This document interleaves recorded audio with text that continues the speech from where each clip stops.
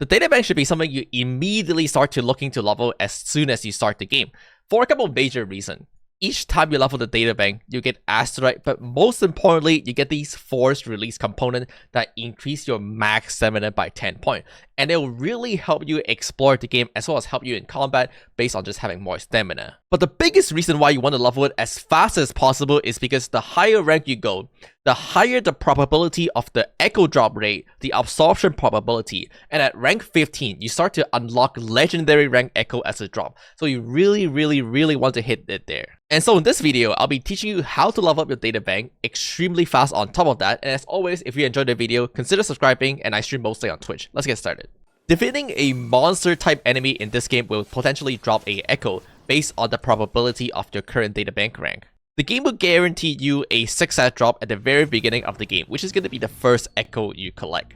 And then when you open your databank menu, you're going to get something like this, where you're currently at rank 0 and you have to collect 30 EXP until the next rank. Hitting the second tab here will tell you how many EXP you're getting from each echo.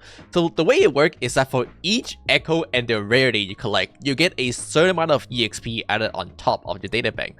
For example, collecting your first green rarity copy will give you 10 EXP. And if you collect a blue rarity copy of that, you get another 10 EXP on top. A purple will give you another 15 on top, and then a final yellow one will give you a 20 EXP on top. When you collect enough databank EXP, it will automatically rank up and give you a higher probability when it comes down to your echo drop rate. But make sure to head into the menu and then claim your reward manually, because this is how you get your stamina. So here I have collected 3 green rank rarity echo, and each of them provide me 10 EXP to my databank for a total of 30 EXP. And that 30 EXP allow me to rank up from 0 to rank 1, and now I have to collect another 30 EXP for me to rank up from rank 1 to rank 2.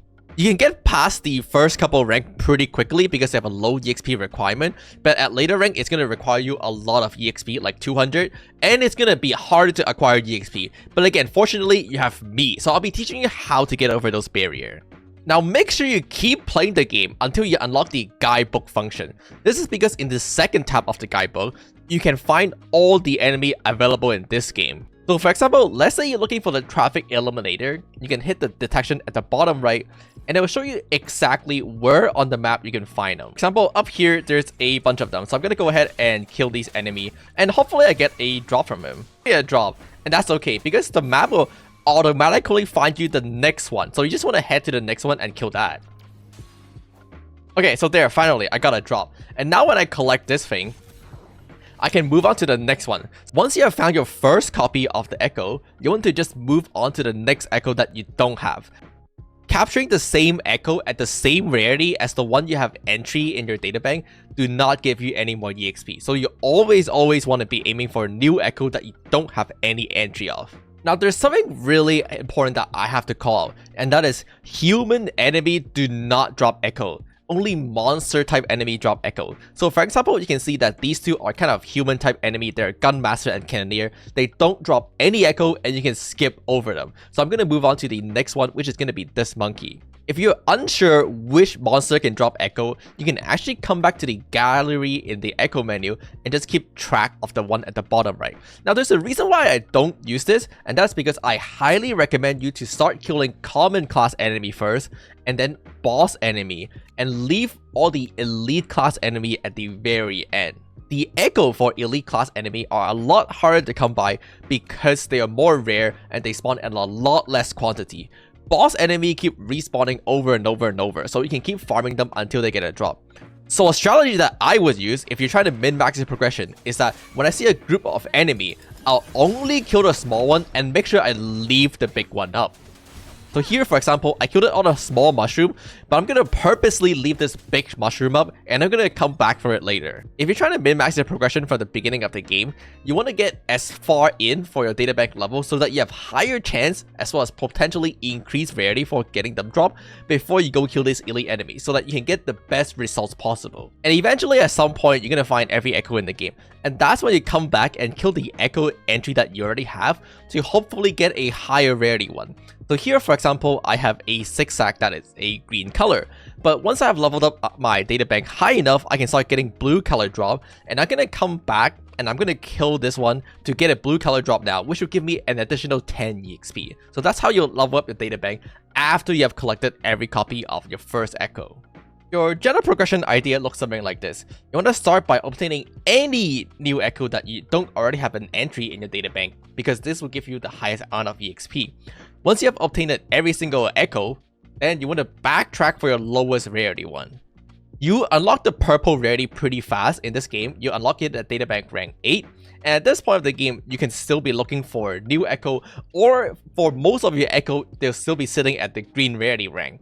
And at that point, once you have collected every single echo, you want to backtrack and you want to start from the one that you have green rarity first to ideally get 2 upgrade in once. Because you can go from green rarity directly to purple rarity, and that gives you the 10 plus 10 plus 15 EXP all at once. And this ensures that you're leveling your databank the fastest way. A very important thing to call is that there's a massive wall between rank 14 and 15, and you can get it hard stuck right here.